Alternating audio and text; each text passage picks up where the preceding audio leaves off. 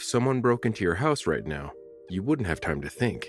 You'd need to act smart and fast.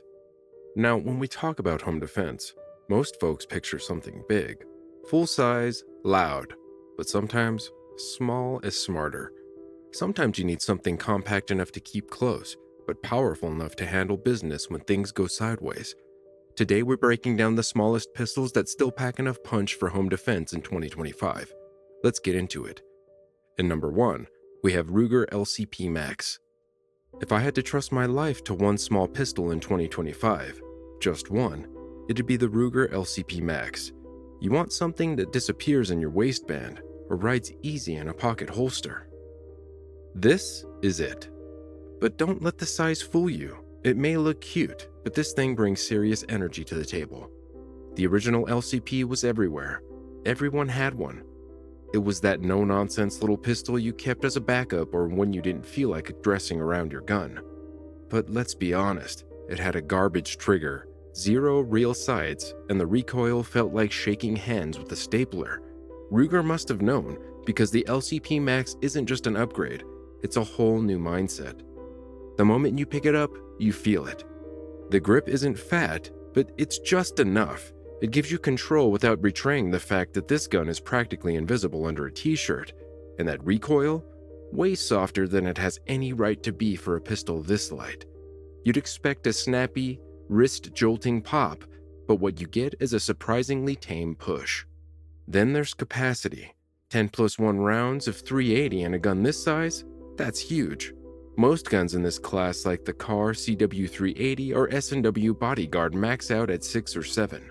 So when we're talking home defense, those extra rounds matter, especially when adrenaline's high and accuracy isn't guaranteed. But what really earns my respect? The sights, real tritium night sights with a high-vis front dot on a micro pistol. Ruger didn't have to do that, and the trigger, it's clean. Not match-grade clean, but smooth, consistent, and predictable. Something the old LCP never managed. Number 2, Sig Sauer P238. You've probably heard of it. Maybe even passed on it at the counter. It's chambered in .380, it's tiny, and honestly, you wouldn't think much of it until you feel it run. The first time I held the P238, I thought, okay, cute little 1911 baby clone. But then I shot it, and yeah, that trigger, that clean, crisp break, unreal. And that's what makes this thing work harder under pressure. Combine that with the all-metal build. Yeah, I said all-metal. And suddenly this thing has zero business being as smooth as it is. It's like holding a classic Mustang that somehow fits in your pocket. Now, I've had mine jam once, just once, and that was steel-cased garbage I fed it during a lazy range day. User error. The P238 isn't picky, but she's got standards. Now yeah, you could reach for something like the Ruger LCP2 if you just want it cheap and light. It's polymer, snappy, and yeah, it'll go bang. But if I'm defending my home, I want a gun that doesn't fight me back. That's where the Sig wins. It stays planted. It doesn't leap out your grip like a cat off a hot plate. And the night sights? They're not an accessory. They're mandatory. You're not aiming in broad daylight when something goes wrong. You're aiming in the dark. From behind a couch, half awake. Fiber optic up front, glow in the dark. This thing's ready before you are. Number 3, Kimber Micro 9. This pistol is tiny, like really tiny. We're talking easily concealed in your pajama waistband while you're checking on that suspicious thud downstairs. But don't let the size fool you. This isn't a gimmick gun. It's small enough to vanish, but built solid enough to show up when it matters. Here's the thing. Most people assume that for home defense you need something huge, something loud, something that looks like it belongs in a movie scene with a helicopter in the background. But ask anyone who's actually had to move through a hallway at 2 a.m. with their heart pounding. You don't want to be lugging a full-size steel cannon. You want something lightweight, manageable, and fast. And that's where the Kimber Micro 9 earns its keep. First time you shoot it, it'll surprise you. There's weight to it.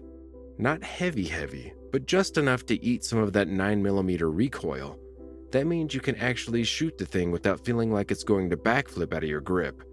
Compare that to your average pocket .380, and the Micro 9 feels like a tuned machine. Now, it's not going to beat out a Glock 19 in capacity.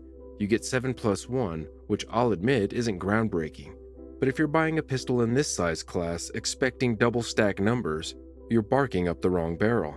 The trade-off here is concealability. The kind of concealability that lets you keep the gun close even if you're just chilling in gym shorts. Number 4. Smith & Wesson CSX. Now let me be straight with you. When the original CSX dropped, I wanted to like it. A micro-sized 1911 style pistol in 9mm? Sounds like a dream. But that dream got interrupted fast. Gritty trigger, spotty reliability, and a grip that felt like a last-minute design choice. It didn't exactly win hearts. But this is different. The E-Series feels like Smith & Wesson sat down, read every complaint, and actually listened. It's still that same micro double-stack 1911 vibe, but with some serious upgrades that make it one of the most compelling deep carry pistols for home defense this year. You've got a 3.1-inch barrel tucked into a 20-ounce frame. That's tiny. Not pocket pistol tiny, but close. And yet it doesn't shoot like one. With the new grip module and that reworked beaver tail, it fits surprisingly well in hand, even if you got mitts like mine. And when you throw in the extended mag, you're getting 12+1 rounds in a platform that vanishes into a hoodie pocket or a bedside drawer. For something this concealable, that's a huge win. They also tossed in some thoughtful details. RMS cut optic ready slide, ambi controls, and a hammer that doesn't look like it was pulled off a budget airsoft gun. The trigger, light years ahead of the original. It's crisp, short, and doesn't fight you when you try to shoot fast. That makes a difference in a panic scenario, like hearing a bump downstairs at 2 a.m. But let's talk reliability. We fed this thing a buffet, Blazer brass, Federal, Reman ammo, and it didn't choke once. No stovepipes, no light strikes, nothing. It just ran, which is more than I can say for some pistols twice its price. Look, I've carried this thing appendix, in a belly band, and even tossed it in a jacket pocket on cold days. It disappears. That's what you want in a home defense pistol. Something small enough to stay out of the way, but ready to go when it's needed. And while it's not the flashiest piece out there, the CSX E-Series checks boxes that most micro compacts miss. For under $600, that's a sleeper hit. It's not just good for its size, it's good, period. Number 5. Kel-Tec P32. This thing is tiny. We're talking just a hair over 6 ounces unloaded.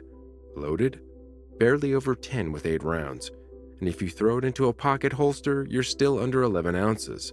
That's lighter than most wallets, especially after buying ammo these days. The P32 is chambered in 32 ACP, which isn't going to stop a bear or, frankly, even a big dog on a bad day. But that's not the point. What it does give you is control. It's soft shooting, even for folks with weaker hands.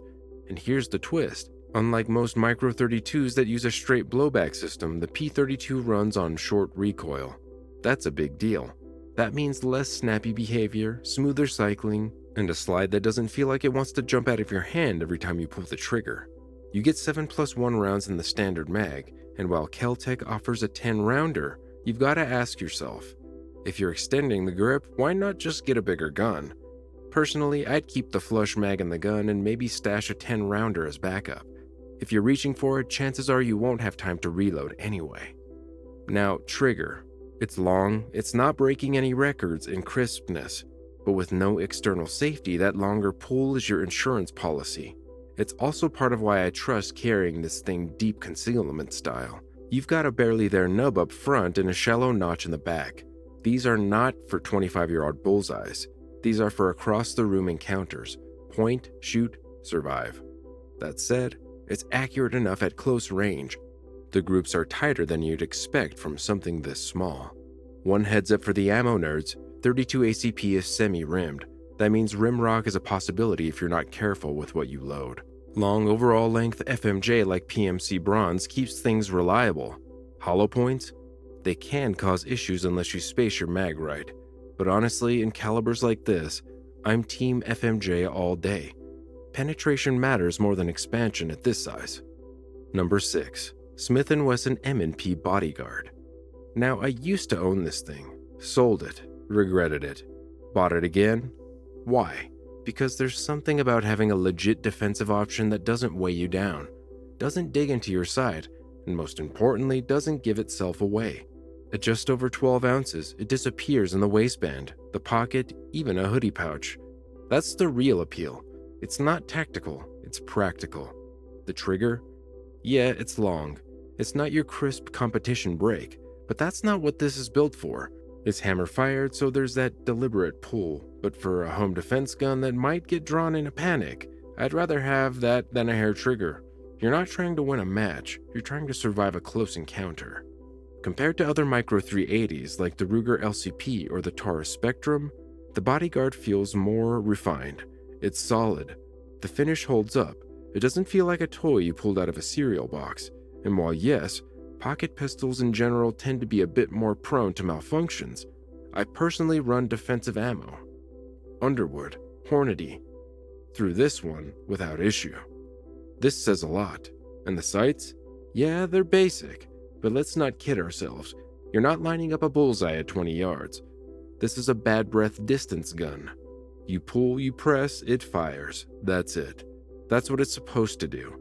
It's not here to impress. It's here to protect.